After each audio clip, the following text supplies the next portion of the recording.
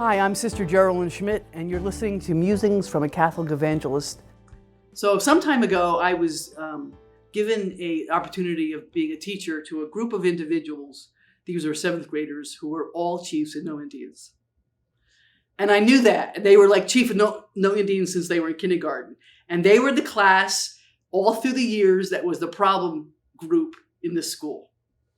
And I knew they were going to be mine. So I took the summer to pray for them and pray to the Holy Spirit to help me to get them to work together. And when I was on retreat, it was one storm after another and incredible rainbows. We're talking about full arc rainbows, double rainbows. And I'm like, ooh, the Holy Spirit gave me a 2x4. Rainbows are working together. So if you bend white light, you get the spectrum. And each wavelength, little signs here, and each color of the spectrum is a different wavelength. Okay? If you bend a rainbow again through a prism, you don't get a double rainbow. You get white light. So the rainbow is an awesome experience of individuality, but also working together, because with each individuality of the color, when you work together, you get white light. And without white light, planet Earth wouldn't have any life in it. So everything that year was rainbows. Rather than row 1, 2, 3, and 4, it was yellow row, green row, and orange row. The kids thought I liked rainbows. Actually, no, I really didn't. But it was a constant reminder for them to work together. In addition to that, and this is really cool, in order for you to see a rainbow, you have to stand at a 40-degree angle. The whole significance of 40, 40 days in the desert, 40 years in the desert, 40 days Jesus fasted, the 40 years of Lent, 40 days of Lent, the whole understanding of 40, the fullness of that. Wow. In order for you to see your own diversity and your own uniqueness, you have to stand back and look. And so that was a great lesson. And this story reminds me of another saint that walked and worked within our diocese, and that's St. Katharine Drexel. So St. Katharine Drexel was born November 26 in 1859, and she was a child of a very wealthy banking family in Philadelphia. And as she grew up, she became very keenly aware of the poor around her. Her mom, Emma, helped serve the poor. A lot of her time was working volunteer work with the poor in Philadelphia. She and her family welcomed hundreds of people into their home, in which they shared their money, their food, medicine, clothing. Her family individually paid rent for 150 poor families in Philadelphia. So as a child, she was constantly aware of the needs of poor individuals. And in 1886, at the death of her parents, she traveled across the United States, trying to expand her horizons.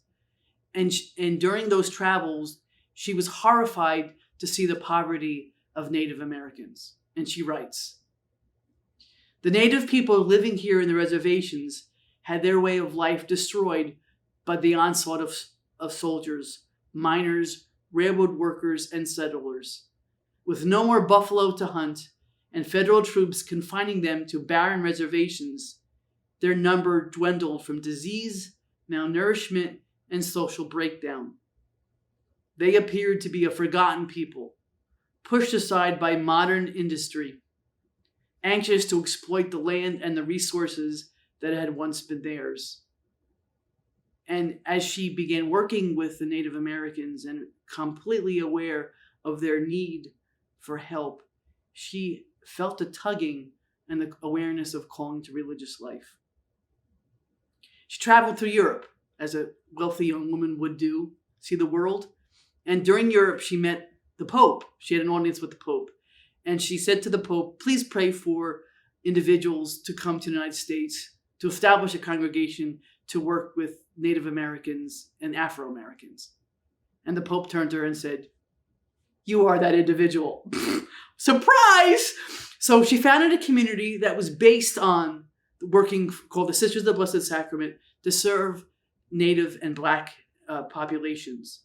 By 1942, she had 13 schools, 40 mission centers, and 23 rural schools that specifically worked for those populations within those populations. Now, Richard Pratt was an individual, a layman, who established schools that for the Native Americans, that took them off the reservations. And they were forced not to use their native language, not to use their native dress. She didn't do that. Katharine Drexel, even though people associate her with Pratt's work, Katharine Drexel, no. The kids stayed on the reservations. Her students were very much involved with their culture, the way they honored, their culture, their dance, their faith, their family roots, and same as the Afro-Americans. She really totally understood the legacy and the gift of their culture. That's a legacy she gave us. She understood their individuality and their uniqueness and the beauty within that. At her canonization in the year 2000, there were over 300,000 people that gathered together to worship God as the Pope, the Holy Father, announced her canonization. And as her name was mentioned, and they pulled the cord on the huge picture of her in St. Peter's Basilica, a rainbow appeared over the basilica. Like God said, yes, this individual understood the gift of diversity, but also understood the amazing thing when people work together and the grace that is. Now, she's from Philadelphia, and at that point, Harrisburg didn't break for Philadelphia. Even though she really didn't deal with she was in Carlisle, and that's what the legacy is. But Philadelphians claim her as their own, but we do too. So remember the gift about working together that is founded by St. Katharine Drexel and the Sisters of the Blessed Sacrament. You're listening to Musings from a Catholic Evangelist, and I'm Sister Geralyn.